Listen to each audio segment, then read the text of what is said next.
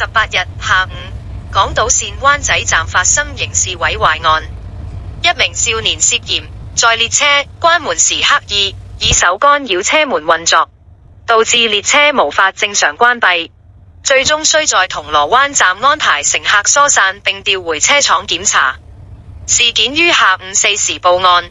港鐵職員指一列往柴灣方向的列車在灣仔站月台準備關門時，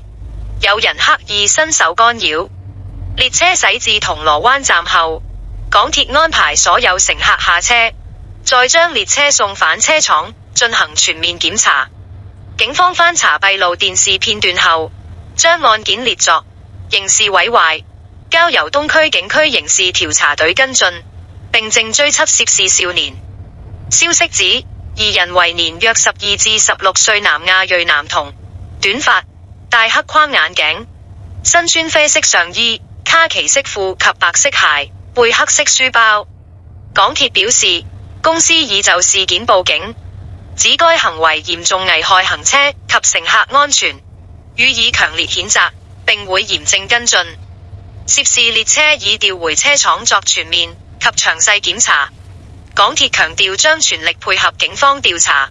確保列車及相關設施運作安全。244新聞台語音已報道。